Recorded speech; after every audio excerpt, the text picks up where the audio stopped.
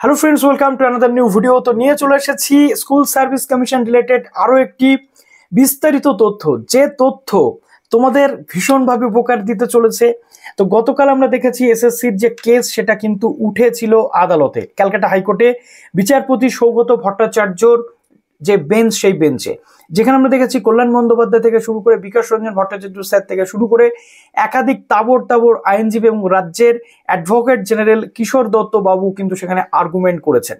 তো সেখান থেকে যে নির্যাস উঠে এসেছিল সেটা আমি গতকাল তোমাদের সঙ্গে শেয়ার করেছি, কিন্তু তাও আমার কোথাও মনে হলো যে কয়েকটা পয়েন্ট ক্লারিফাই করা এখনো পর্যন্ত তোমাদের দরকার, যেটা খুব ইম্পর্ট্যান্ট তোমাদের জন্য। তো যারা নতুন আছো এসজি টিউটোরিয়াল গাইডে, অবশ্যই চ্যানেলটিকে সাবস্ক্রাইব করে পাশে থাকা বেল আইকনটি ক্লিক করে দিতে একদম ভুলো না, যাতে সব তথ্যগুলো তোমরা টাইম টু টাইম এখান থেকে পেয়ে যাও। প্লিজ ভিডিওটা প্রচুর লাইক করো, যাতে আমার মনে হয় যে তোমরা আমার সাথে আছো, আমাকে সাপোর্ট করছো, ঠিক আছে। তো প্রথমত কালকে যে নির্যাসগুলো উঠে এসেছে সেখান থেকে একটা জিনিস কিন্তু ক্লিয়ার হলো, যে আদালত বলছেন সুপ্রিম কোর্টের নির্দেশ অনুযায়ী আমাদের 31শে ডিসেম্বরের মধ্যে পুরো নিয়োগ প্রক্রিয়া কিন্তু আমরা কমপ্লিট হতে দেখব। ওকে, তো সেপ্টেম্বরে যে পরীক্ষার কথা বলা হচ্ছিল সেটা এমনি এমনি নয়। তো 31শে ডিসেম্বরের মধ্যে গতকালকের রায় অনুযায়ী নিয়োগ হচ্ছে সুপ্রিম কোর্টের নির্দেশ অনুযায়ী। এবার যেটা রয়েছে যে চিহ্নিত যে অযোগ্যরা তারা বাদ যাবেন, কিন্তু কারা সেই অযোগ্য সেই তথ্য প্রমাণ আমাদের কাছে নেই, বা আমরা জানি না যে কারা আলটিমেটলি অযোগ্য ক্যান্ডিডেট। এবার প্রশ্ন হচ্ছে যে গতকালকের রায়ে আমরা একাডেমিক বা টিচিং এক্সপিরিয়েন্সের যে বিষয়টা, যেটা 10 নম্বর অতিরিক্ত, সেটা দেখলাম না। এখানে নতুন ক্যান্ডিডেটদের মন ভাঙার অবশ্যই জায়গা আছে, তার কারণ যারা শিক্ষক মহাশয়রা রয়েছেন তারা 10 এক্সট্রা পেয়ে 100 নাম্বার দিয়ে তাদের যাত্রাপথ শুরু করবেন, আর একটা নতুন ক্যান্ডিডেট 90 নাম্বার দিয়ে স্টার্ট করবে, এটা কিন্তু যথেষ্ট একটা চাপের বিষয়। তার কারণ এন্ট্রি লেভেলে যদি কাউকে বেশি সুবিধা দেওয়া হয় আর কাউকে কম, এখানে একটা বঞ্চনার জায়গা আসে। আমি জানি না গতকাল আদালত কেন এই বিষয়টাকে আলোকপাত করেননি, সরি টু সে, বাট এটা কিন্তু একটা খুব ইম্পর্ট্যান্ট পার্ট ছিল। একাডেমিকের যে জায়গা, এই জায়গাটাতে টিচিং এক্সপিরিয়েন্স থেকে শুরু করে এই বিষয়গুলো যথেষ্ট ইম্পর্ট্যান্ট কিন্তু রোল প্লে করছিল গতকাল। এবং আমরা আজকে দেখতে চলেছি যে এজ ছাড় নিয়ে কোনো বিষয় সেখানে উল্লেখ হয়নি।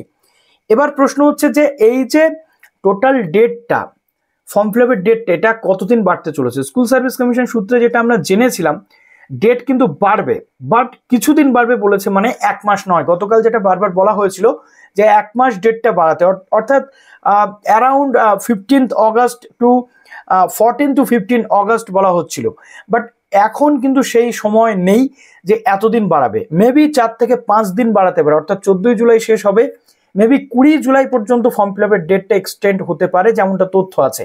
কিন্তু একেবারে যে 1 মাস ডেট বাড়বে এমনটা কিন্তু নয়। এবার প্রশ্ন হচ্ছে যে তুমি এখন কি ফর্ম ফিল আপ করবে? আমি তোমাদের বলেছিলাম যে কোর্ট কেস পর্যন্ত ওয়েট করতে, তো কোর্ট কেসের যে রায় সেটা এসে গেছে। এখন আমি তোমাদের বলছি তোমরা অনায়াসে ফর্ম ফিল আপটা করতে পারো। এখানে একটা প্রশ্ন তোমাদের থাকবে যে দাদা, ওবিসি ম্যাটারটা তো এখনো সলভ হয়নি, সেটা এখনো আনসলভড রয়েছে, সেক্ষেত্রে আমরা কি করব? দেখো, ওবিসি বলো, এসসি বলো, এসটি বলো, জেনারেল বলো বা ইডব্লিউএস, প্রত্যেকটা ক্যান্ডিডেটকে কিন্তু পরবর্তী ক্ষেত্রে নিজের ক্যাটেগরি আপডেট করতেই হবে।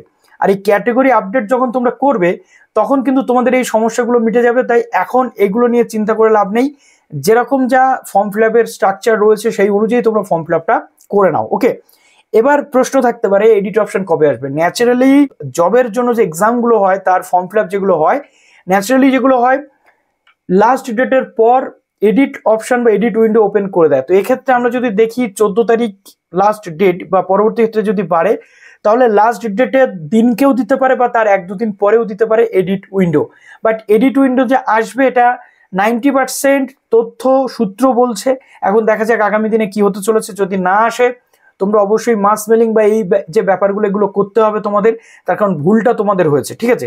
আর অনেকে প্রশ্ন করবে দাদা সেকেন্ড টাইম রেজিস্ট্রেশন করবো কিনা, এই নিয়ে আমি কাউকে কোনো সাজেশন দেবো না, এটা সম্পূর্ণ তোমাদের নিজের ব্যক্তিগত ব্যাপার, করবে কি করবে না, ঠিক আছে। আমার কথা অনুযায়ী যে দ্বিতীয় যে রেজিস্ট্রেশন করে তোমরা ফাঁসতে পারো বা রেজিস্ট্রেশন না করে ফাঁসতে পারো, এই জায়গাতে আমি যাবই না। আমি তোমাদের যেটা পরামর্শ দিতে পারি, নিজেরা নিজের দায়িত্বে এটা করবে। এই রেজিস্ট্রেশনের যে বিষয়, এই বিষয়ে এসজি টিউটোরিয়াল গাইড কোনো মন্তব্য করবে না। ওকে, তো চলো মোটামুটি এই পর্যন্ত রইল ভিডিওটা। ভালো থেকো সবাই, বেস্ট অফ লাক।